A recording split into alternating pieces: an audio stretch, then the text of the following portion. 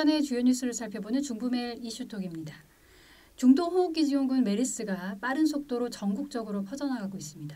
충북 옥천에서도 첫 사망자가 나온 데 이어 11일 현재 사망자가 9명에 달하고 있습니다. 이번 주말이 메르스 종식의 골든타임인데요. 메르스 사태 현황과 정부 대책 짚어봅니다. 그리고 요즘 메르스만큼 무서운 것이 바로 중부지방 가뭄인데요. 지속되는 가뭄에 따른 피해 살펴보도록 하겠습니다. 오늘은 이동수 기자와 이문석 기자와 함께합니다. 안녕하세요. 안녕하세요. 네, 메르스 환자가 하루하루 늘고 있습니다. 격리자도 3,000명을 넘어섰는데요. 이동수 기자, 충북 도내 상황부터 설명해 주시죠. 네, 충북 옥천에 거주하던 70 남성이 충북의 첫 메르스 확진 환자였는데요. 네. 그는 삼성 서울병원에서 감염됐고요. 이후 이제 여러 군데 옥천 제일병원이라든지 그 지역에 있는 곳을 좀 지나다가 마지막으로 대전 을지대학교병원에서 숨졌습니다. 이 외에 또 진천, 충주, 옥천, 보은에서 의심 증상을 보이는 주민이 발생해 메르스 청정지역이었던 충북도도 이제 긴장을 하고 있습니다. 네, 며칠 전에는 진천에서 한 공무원이 의심 증세를 보여서 수십 명이 격리되지 않았습니까? 네, 진천구 소속 공무원 A 씨는 지난달 28일 삼성 서울병원에 입원한 장인을 병문안 한 뒤 38도의 고열 등 의심 증상을 보이기 시작했습니다. 이 공무원은 이후 출근을 했고 수영장과 헬스장을 이용한 것으로 확인됐고요. 지역사회가 한때 긴장을 했지만 정밀 검사 결과 다행히 음성으로 나왔습니다. 병원에 했던 장애는 메르스 확정 판정을 받고 좀 사망한 상황입니다. 네, 메르스 확산 피해를 막기 위해 정부도 총력을 기울이고 있는데 각 지역별로 메르스 집중치료병원을 지정했죠. 네, 정부는 메르스 환자를 집중 치료하고 의심자를 격리하기 위해 전국의 32개의 병원을 메르스 감염병 관리기관으로 지정하고 공개를 했습니다. 충북에서는 충북대병원이 지역 거점 치료병원, 청주의료원과 충주의료원이 노출자 진료병원으로 지정됐습니다. 메르스 접촉자나 중증 의심 환자는 노출자 진료병원을 통해 진료를 받게 되고요.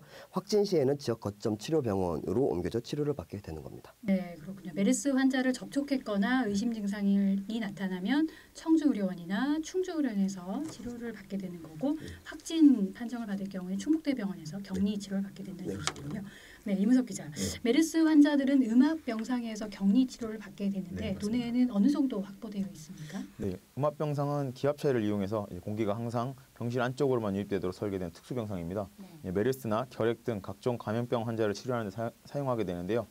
이런 음압병상은 충북대학교병원에 9개, 청주의료원에 8개, 충주의료원에 16개 각각 갖추고 있습니다. 네, 그럼 총 33개를 가지고 있다는 얘기군요. 네, 메르스 의심 증상을 보이면 어떻게 해야 하는지도 정부가 행동 요령을 발표했는데요. 네.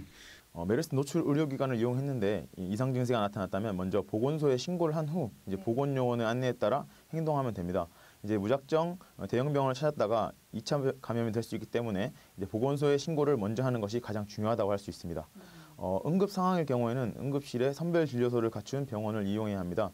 이 선별 진료소는 응급실 출입 이전에 별도로 분리된 진료 시설로 병원 명단은 보건복지부 홈페이지와 콜센터를 통해서 확인할 수 있습니다. 네, 의심 증상이 보이면 보건소에 먼저 신고하는 게 필요하거든요. 네, 정부에서는 메르스 환자에게 생계금을 지원하겠다라고 발표했습니다. 어떤 내용인가요? 네, 그렇습니다. 최경환 총리 대행 겸 경제부총리는 10일 대국민 담화에서 모든 메르스 환자와 격리자에게 긴급 생계 자금을 지원한다고 밝혔는데요. 한 달 생계비는 4인 가구 기준 110만 원이 되겠습니다. 또 손님이 끊겨 피해를 겪고 있는 소상공인과 중소기업을 대상으로 4,650억 원 규모의 자원지급 패키지도 마련했습니다. 네, 이번 주말이 메르스 종식의 골든타임이라고 합니다. 하루빨리 종식되기를 바라봅니다. 요즘 메르스만큼 심각한 것이 바로 가뭄인데요. 가뭄 피해로 농민들의 시름이 깊어지고 있습니다. 이동수 기자, 얼마나 심각한 수준인가요? 네, 최근 이상고온과 함께 봄부터 비가 내리지 않아서 가뭄 피해 발생이 심각한 수준에 좀 이르고 있습니다. 올해 1월에서 5월 충북도의 누적 강수량은 예년의 80% 수준인 212.2mm를 기록했고요. 도내 댐 저수율은 61%, 충주댐 저수율은 23.6%로 예년에 비해 전반적으로 낮은 수준을 보이고 있습니다.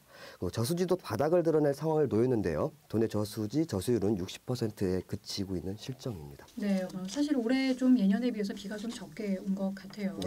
충주댐의 경우에는 역대 최저수위를 보이고 있다고 들었는데 수도권과 충청 지역의 물 공급에 차질이 우려된다고요. 네, 그렇습니다.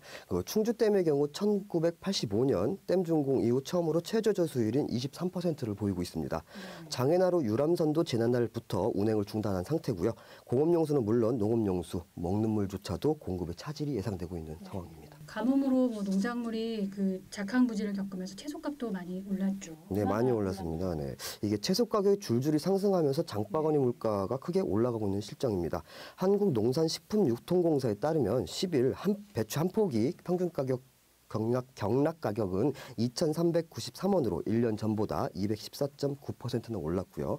양배추도 10% 기준 11,400원으로 2배가량 뛰었습니다.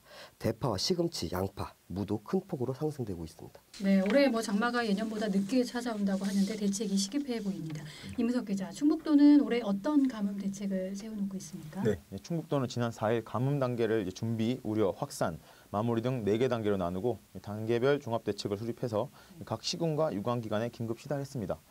이와 더불어서 454대의 양수기와 32km의 송수호수를 대여해주고 있고요.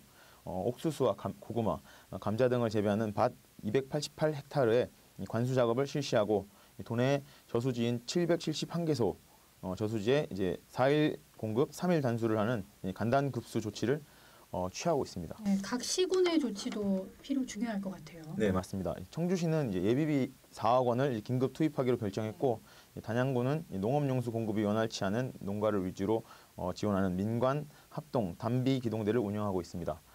그리고 충주시는 오는 8월까지 생활 속 물 절약 실천 캠페인을 벌이기로 결정했습니다. 네, 비 소식이 희소식이 됐는데 반가운 비 소식은 언제쯤 들을 수 있는 건가요? 네, 보통 장마는 6월 24일에서 25일에 시작됐는데 올해는 다소 늦어질 전망입니다. 남해안과 제주도를 제외하고는 7월은 되어야 이제 장마가 올 것으로 예상되는데요. 더군다나 7월 강수량이 중부지방은 평년과 비슷하거나 다소 적을 것으로 점쳐져 좀 우려의 목소리가 들리고 있습니다. 올여름 특징이 건조한 날씨와 무더위인 만큼 중부지방의 가뭄은 당분간 지속될 것으로 보입니다. 네, 가뭄으로 인한 피해, 메르스로 인한 소비 위축까지 겹치면서 생산자, 소비자, 국민 모두가 힘겨운 시기를 보내고 있는 것 같습니다. 가뭄은 한두 번 겪은 일이 아닌 만큼 보다 장기적이고 종합적인 물관리 대책이 필요해 보입니다. 중부벨 이슈톡 오늘 여기까지입니다. 감사합니다.